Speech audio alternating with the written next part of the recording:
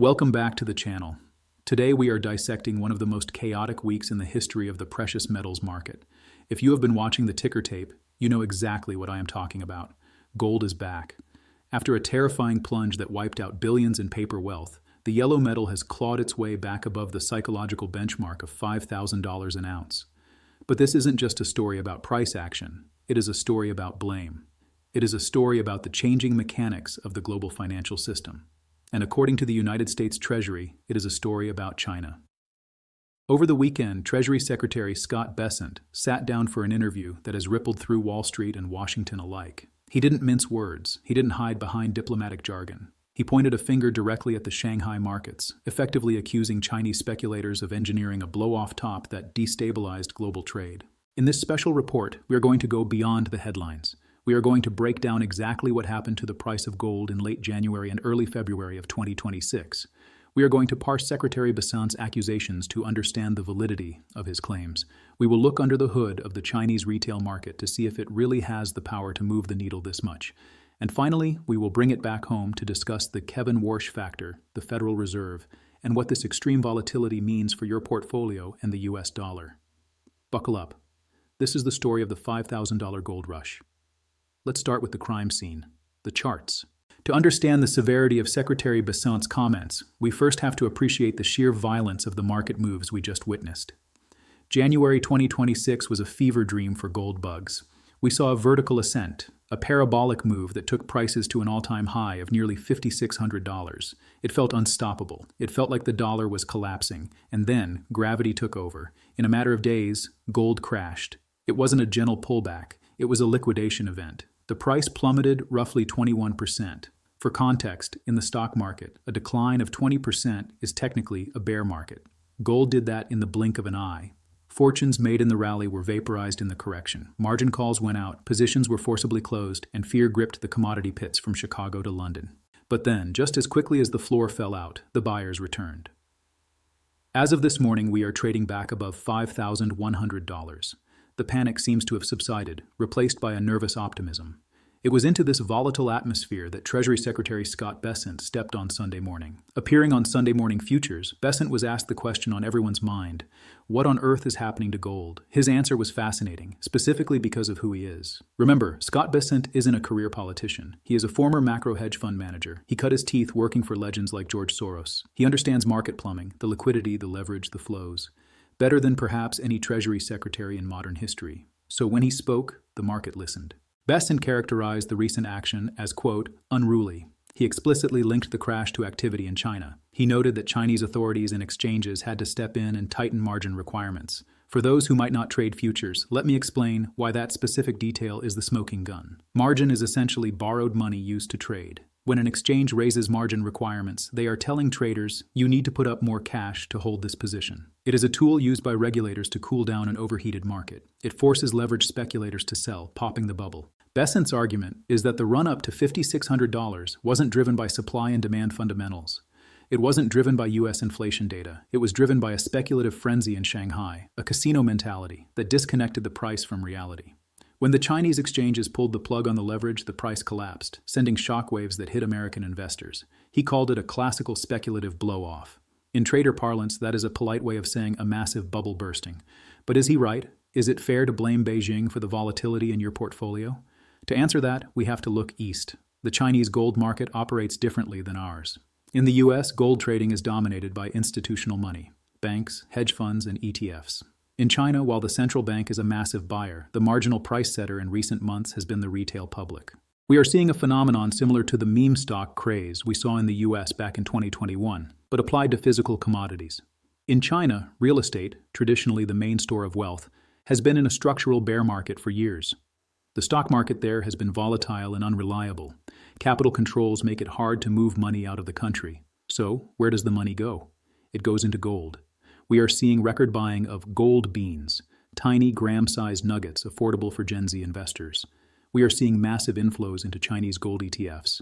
And crucially, we are seeing massive speculation on the Shanghai Gold Exchange and the Shanghai Futures Exchange. When Bessent talks about unruly trading, he is referring to this massive crowd of retail and semi-professional traders piling into long positions with high leverage. When the momentum turns, as it did last week, everyone tries to exit through the same small door at the same time. The result is a crash. However, blaming China entirely might be a convenient political narrative that ignores the problems in our own backyard. And this brings us to the second half of this equation, the United States. While it is easy to point at the wild trading in Shanghai, we cannot ignore the fundamental drivers of gold that originate right here in Washington, D.C. and New York. Gold at $5,000 is not just a sign of Chinese speculation, it is a report card on the US dollar. The backdrop to this entire rally is the Federal Reserve. We are currently in a period of high uncertainty regarding the leadership of the Fed. The speculation surrounding the nomination of Kevin Warsh as the next Fed chair has created a binary risk event for markets. Investors are trying to game out what a Warsh-led Fed looks like. Will he aggressively cut rates to support the Treasury market, or will he try to defend the dollar? The market hates uncertainty, and when the market hates uncertainty, it loves gold. Furthermore, we have to talk about the debt. The U.S. national debt continues to spiral, and the interest payments on that debt are becoming a significant line item in the federal budget. The softening dollar that analysts are talking about is a reflection of this. Foreign nations are looking at the U.S. fiscal situation and deciding that diversifying into hard assets is simply prudent risk management. So, while Secretary Bessent blames the volatility, the ups and downs on China, the price level, the fact that we are at $5,000 at all, is largely a U.S.-made phenomenon. There is also a geopolitical layer here that we cannot ignore. We are living in a fractured world. The conflict in Ukraine continues to drag on. We have new flashpoints emerging involving Iran. And perhaps most strangely, we have had recent tensions regarding Greenland that have unsettled the commodity markets. In times of war and rumor of war, gold is the ultimate bunker asset. It has no counterparty risk. It cannot be sanctioned or frozen if you hold it physically. Central banks around the world, particularly in the global south and the BRICS nations, have been buying gold hand over fist for 2 years. They aren't day trading. They aren't using leverage. They are buying to hold forever. This creates a floor under the price. Even when the Chinese speculators get washed out, as they did last week, the sovereign buyers step in to pick up the pieces. This is why gold didn't collapse back to $3,000. It stopped, stabilized, and bounced right back above $5,000. The structural demand is real, even if the paper price is being whipped around by gamblers. So what does this mean for you, the American investor or observer? First, you need to understand that the rules of the game have changed. A $5,000 gold price changes the math for everything. It changes the valuation of mining companies. It changes the cost of jewelry. It changes the inflation expectations for the broader economy. If you are holding gold or gold stocks, Secretary Bessent's comments should be a warning. Expect turbulence. If the Treasury believes foreign speculation is a problem, we might see regulatory coordination or rhetoric aimed at dampening that volatility. We might see the CME Group, the operator of the U.S. futures market, adjust their own margin requirements to ensure the contagion doesn't spread further. Second, watch the dollar index. If the dollar continues to weaken, the price of gold in dollar terms has to go up, regardless of what is happening in China. It is simple math. Third, keep an eye on the Kevin Warsh confirmation process. The bond market and the gold market are currently joined at the hip. If the bond market throws a tantrum because of Fed uncertainty, gold will react. To wrap this up, let's revisit Secretary Bessent's claim. Is China to blame? In the short term, yes. The evidence supports the idea that the rapid crash and the subsequent V-shaped recovery were exacerbated by leveraged trading dynamics in the East. The blow-off top has all the hallmarks of a retail mania run amok, but in the long term, no. China didn't force the U.S. to run massive deficits. China didn't create the uncertainty at the Federal Reserve. And China isn't the only reason gold is trading at historic highs.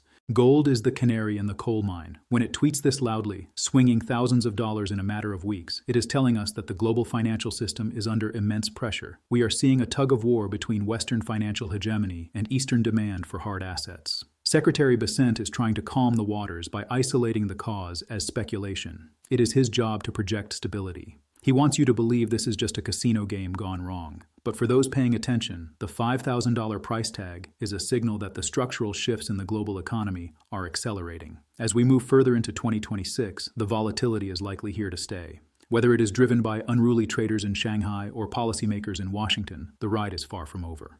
Thank you for listening.